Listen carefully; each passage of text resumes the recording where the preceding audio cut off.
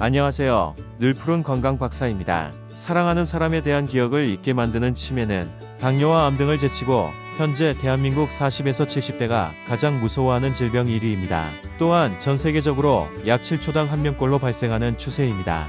즉, 치매는 자신 또는 주변 사람들에게서 흔하게 볼 수 있는 악질의 질병입니다. 그런데 이 무서운 질병인 치매에도 잘 걸리는 사람 유형이 있다고 하는데, 많은 사람들이 이를 인지하지 못하고 일상생활을 하기 때문에 운동과 식이요법 등 꾸준한 건강관리를 통해 치매를 미리 예방하거나 발병 시기를 최대한 뒤로 미룰 수 있는 골든타임을 놓치게 되어 돌이킬 수 없는 상황이 발생합니다. 그렇다면 오늘은 특히 어떤 분들이 치매의 고위험군에 속하는지, 어떤 분들이 치매에 대한 경각심을 가지고 있어야 하는지, 치매에 잘 걸리는 유형 5가지를 알려드릴 것인데, 고령자, 음주, 고혈압, 당뇨, 유전 등 이미 많은 분들이 알고 계신 내용은 제외하고 소개해드리겠습니다. 영상을 본격적으로 시작하기에 앞서 많은 분들에게 소중한 건강정보가 전달될 수 있도록 늘푸른 건강박사 구독과 좋아요 한 번씩 부탁드리겠습니다.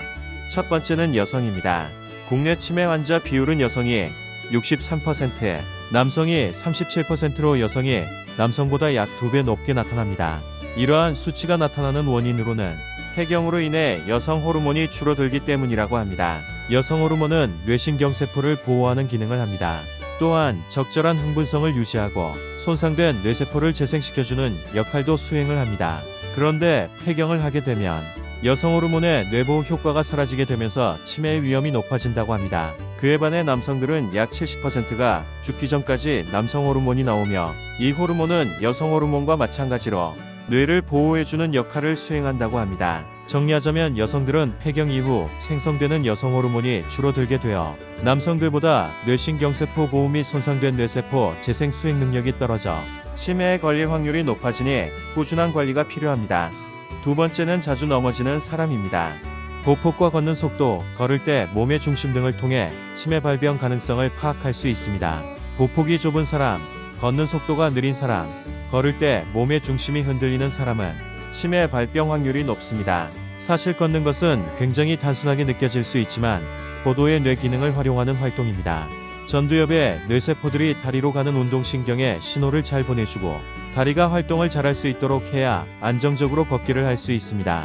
그러나 뇌가 망가지면 이러한 신호 전달이 잘 되지 않기 때문에 걸음걸이에 문제가 생기고 혹은 자주 넘어지는 경우가 있는데, 이런 증상을 느끼고 계신 분들이라면 치매뿐만 아니라 파킨슨병의 위험도 높아지니 더욱 조심하셔야 합니다. 그리고 걷는 것이 고도의 뇌 기능을 활용하는 활동이라고 말씀해 드렸는데, 걷기 운동은 유산소 운동과 뇌 운동까지 같이 병행하게 되는 좋은 운동이니 하루에 30분 정도 가벼운 산책을 하시면 치매 예방에 도움이 됩니다. 세 번째는 외로움을 잘 느끼는 사람입니다.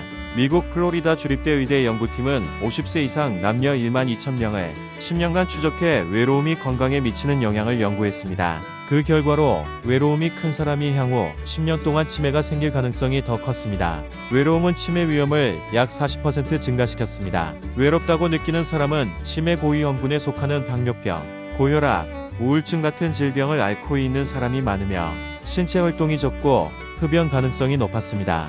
외로움은 또한 만성염증, 뇌를 손상시킬 수 있는 과음, 인지기능을 유지하는 사회적 상호작용의 결여로 치매를 유발할 수 있습니다. 즉, 외로움은 치매를 유발할 뿐만 아니라 각종 만병을 유발하는 원인이 될 수 있으니 취미활동이나 운동 등을 통해 자신의 감정을 잘 다스리는 것도 중요합니다.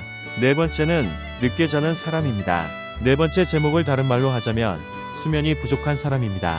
70에서 81세의 노인들을 대상으로 한 알츠하이머병 국제학술지에 따르면 수면 시간이 5시간 미만인 경우, 7시간 이상인 경우보다 기억력 및 주의력을 포함한 인지 능력이 저하된 결과가 나왔다고 합니다.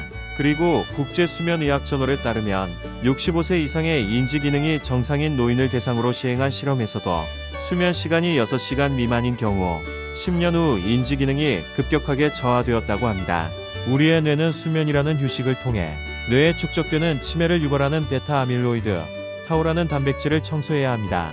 그런데 충분한 수면을 취하지 못하면 몸에 좋지 않은 이 단백질을 청소하지 못하기 때문에 뇌의 손상이 유발되어 치매의 위험에 빠질 수 있습니다. 또한 낮 동안 일상에서 여러 활동을 통한 뇌의 해마에 저장된 기억을 수면을 통해 기억을 공고화하여 장기 기억을 할 수 있게 도움을 줍니다.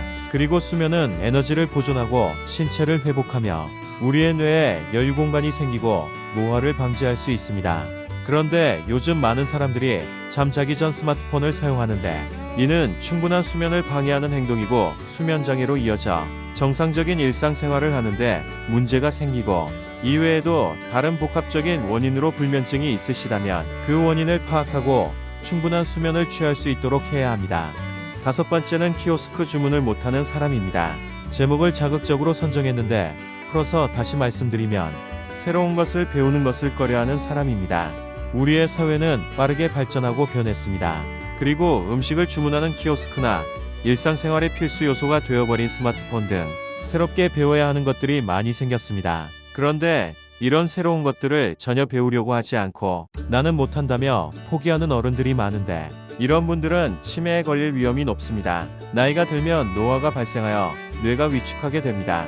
그러나 뇌가 위축한다고 해서 모두가 치매에 걸리지는 않습니다. 실제로 경도인지장애 환자들을 대상으로 진행한 치매에 대한 예측 연구에서 치매가 늦게 오는 그룹은 평소에 책을 읽고 대화를 많이 나누며 새로운 것에 대한 개방적인 태도로 끊임없이 새로운 경험을 통해 학습을 하는 사람이었습니다. 또한 뇌신경의 25%가 모여있는 대뇌피질이라는 부위가 있는데 이는 우리 몸의 감각이나 운동 기능을 비롯하여 인지, 기억, 의식 등을 담당합니다.